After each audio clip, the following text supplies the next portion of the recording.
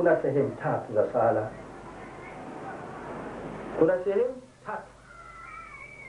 Kuna sehemu ya visomo, kuna sehemu ya miporomoko ile unakwenda unanyanyuka na visomo, na kuna sehemu ya fikra zako, mawazo yako wakati ule unasali. Lakini miporomoko yako na visomo vyako ndio kiwiliwili cha sala yako. Kule kuporomoka na visomo vyako ndio kiwiliwili cha sala. Roho yake iko wapi? Mawazo yako, utulivu ulionao ndani ya sala, khushu' ndio roho ya sala yako. Ikiwa una khushu', roho yako wala haiko kwenye sala. Unafikiri sokoni, nimeacha biashara kule, kuna mtu kibia nauma, nikamtazame, nikitoka hapa kuna mtu na miadi naye nikachukua shilingi 4,500. Sasa roho yako haiko kwenye sala, kuna sala. Hata ingekuwa unasoma vizuri, hata ingekuwa miporomo yako umetulizana kabisa, lakini huna sala. Mwenyezi Mungu Subhanahu wa Ta'ala amesema ndani ya Qur'an, Bismillahirrahmanirrahim, qad aflaha almu'minun alladhina hum fi salatihim khashi'un. Aya ikaendelea, aya nyingine zikafuatia, lakini kifupi kabisa ni kwamba hakika wamenajisaada, hakika wamefanikiwa, wamefuzu wale Waislamu ambao ndani ya sala zao wanakushua, wana unyenyekevu, ni watulivu, mawazo yao yote yako ndani ya sala, hawana vurugu. Watu wale wamefanikiwa. Kwa hivyo sasa tunalotakiwa hasa kubwa ni kuwa tujitahidi wakati tunaposali, iwe tunasali kwa utulivu, mtu asemi na wasiwasi, au anakwenda kwa kujua ninakwenda kukabiliana na Mola wangu na nina mengi ninayotaka kwake ya kidunia na kesho akhera. Kwa hivyo unakwenda kwa utulivu, usende kwa vurugu. Haya machache nadhani tutafika hapa, na saa zimekuwa ni nyingi.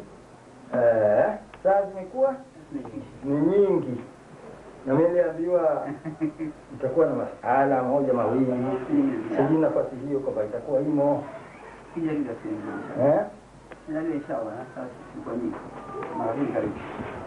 Magharibi karibu. Mwenyekiti. Mawazo ya Mungu anasema tuakhirishe maswali. Mawazo ya Mungu anasema Ta'ala anhu عن النبي صلى الله عليه وسلم أنه قال mwongozo wa Ijumaa. Kabla ya mwongozo huu kulikuwa na miongozo mingi ya Ijumaa. Bwana Mtume sallallahu alaihi wasallam alipokuwa anasoma khutba, wakati huo nyuma, kabla ya kufikia mwongozo huu, na wakati ambao walikuwa anahimiza waeleweshe masahaba wawe na adabu ya msikiti wa Mwenyezi Mungu, wakiingia msikitini waingie kwa adabu, na misikiti ya Mwenyezi Mungu waiamkie. Kumamkia msikiti ni kusali rak'ataini sunnat at-tahiyatul masjid. Wakati huo anahimiza kila mtu anaingia msikitini lazima asali rak'a 2 sunnat at-tahiyatul masjid. Tena unaambiwa usali kabla ya kukaa, kabla al-qu'ud, kabla al-julus, uwe unakaa kitako, lakini ushasali rak'a zako 2 kuamkia msikiti wa Mwenyezi Mungu.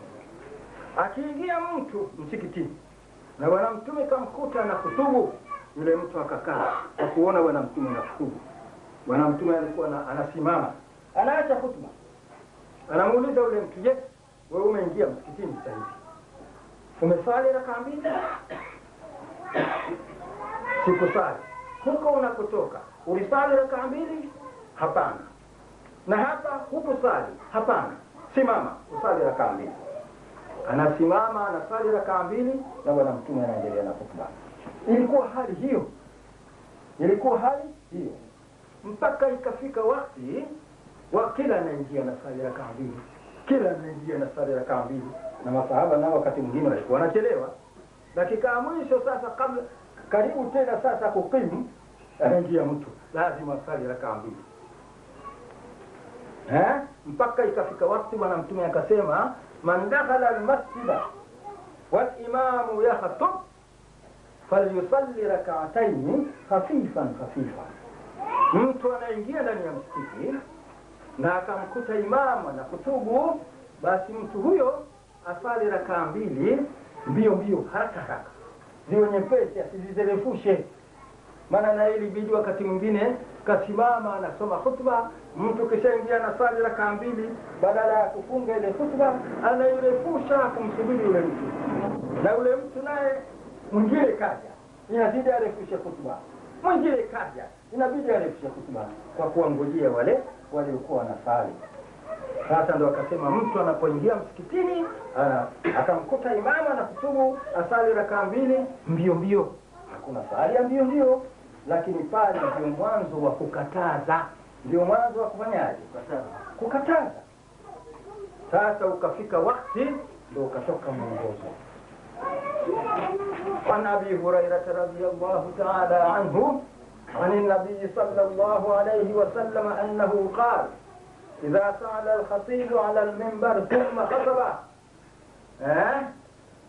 فلا يتحدثن أحدكم، ومن يتحدث فقد لغى، ومن لغى فلا جمعة له، ومن لغى فلا جمعة له. انصتوا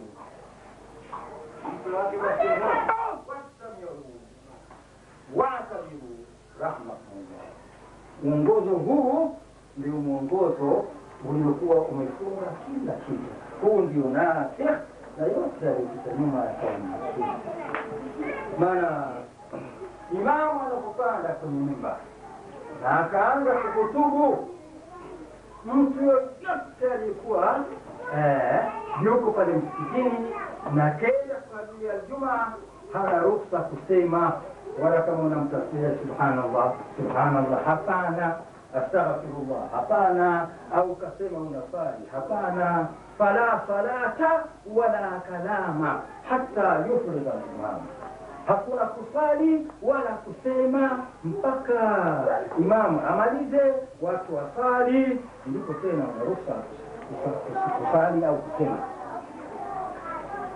Kwa hivyo sasa wakati ule imamu anahutubu, wewe ukasema ninasali, una hasara kubwa, na sala yako hakuna, maana ushakuwa uko nje.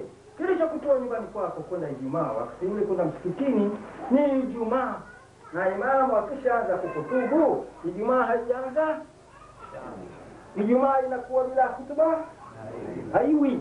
Sasa imamu anasoma hutuba na wewe umekwenda kusali Ijumaa, unaruhusa kama unakwenda magharibi kusali magharibi, na imamu anasalisha na watu wanamfuata, utakwenda kukaa pembeni kusali sala yako unayotaka? Utafanyaje? Utafuata jamaa. Kama unafuata jamaa, kwa nini siku ya Ijumaa hufuati jamaa? Na Ijumaa ishaanza kwa imamu anakutubu, wewe unakwenda kufanya kazi yako nyingine, kakwambia nani? Yule alikwambia ukafanye kazi yako nyingine, na Ijumaa iliyokutoa nyumbani ishaanza. Kwa kuwa imamu anakutubu, Ijumaa ishaanzaje? Ishaanza. Wewe unakwenda kufanya kazi yako nyingine, kakwambia nani? Sasa hapo ndio tatizo. Unakwenda kusali rakaa mbili kwa kutumia ile falisalli rak'atayn khafifan. La, ile ni mansukh, imekwisha futwa na hii. Hii ndio kabambe iliyokuwa imefuta hadithi zilizopita nyuma.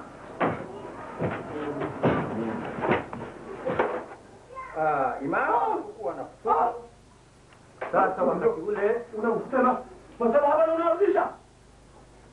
Wakati ule imamu anapokuwa na futa,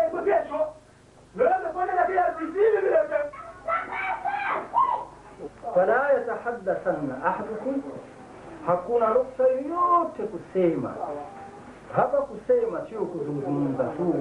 Unaposema subhanallah unasema, unaposema la ilaha illa Allah unasema, unaposali unasema, na unanong'ona na Mungu na unanong'ona na Mola wako wakati ambao huna ruhusa kusema chochote.